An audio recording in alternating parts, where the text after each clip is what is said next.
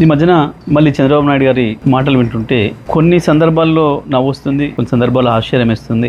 ఎందుకులే ఎందుకు వదిలేద్దాంలేమని చెప్పి అనుకుంటే కూడా కొన్ని సందర్భాల్లో ఎందుకో తప్పకుండా మాట్లాడాల్సిన అవసరం ఉందని అనిపిస్తా ఉంది. చంద్రబాబు నాయుడు వాస్తవానికి ఏది ఊరికనే మాట్లాడాడు, దాని వెనకాల ఏదో ఉంటుంది. తెలంగాణకు సంబంధించి, హైదరాబాద్ అభివృద్ధికి సంబంధించి చంద్రబాబు మాట్లాడే మాటలు చాలా హాస్యాస్పదంగా ఉంటాయి. కానీ దాంట్లో ఏదో మోసపూరితమైన విషయాలు కూడా ఉంటాయి. ఎందుకంటే ఆయన నిన్న మొన్న మాట్లాడింది, మహానాడులో మాట్లాడింది, అసలు అది తెలంగాణకి ఏమాత్రం సంబంధం లేని కార్యక్రమం అక్కడ.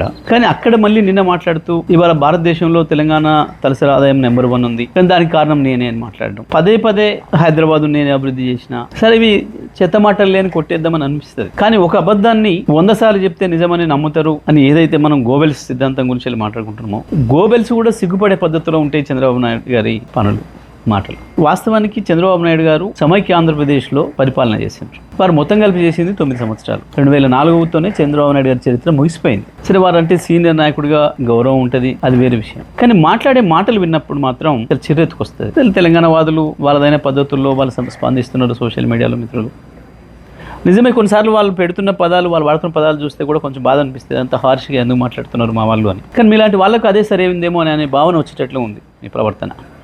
ఎందుకంటే 2004లో మీరు దిగిపోయిన నాటికి సమైక్య ఆంధ్రప్రదేశ్ది తలసరి ఆదాయం 25,900, 26,000 లోపు. ఇక ఆ తర్వాత మీకు పరిపాలన సంబంధం లేదు. 2014లో మీరు ఆంధ్రప్రదేశ్ని 5 సంవత్సరాలు పరిపాలించారు. కేసీఆర్ గారు తెలంగాణ పరిపాలించాడు 2014 నుంచి 23 వరకు.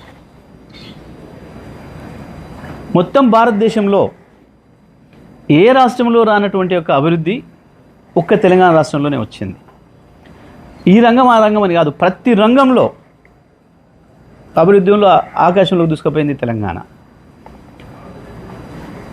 5 సంవత్సరాలు మీరు అక్కడ పనిచేసినారు ఆంధ్రప్రదేశ్ ప్రత్యేక ఆంధ్రప్రదేశ్ ముఖ్యమంత్రిగా. అక్కడ పెరగలే ఆ పద్ధతుల్లో తలసరి ఆదాయం.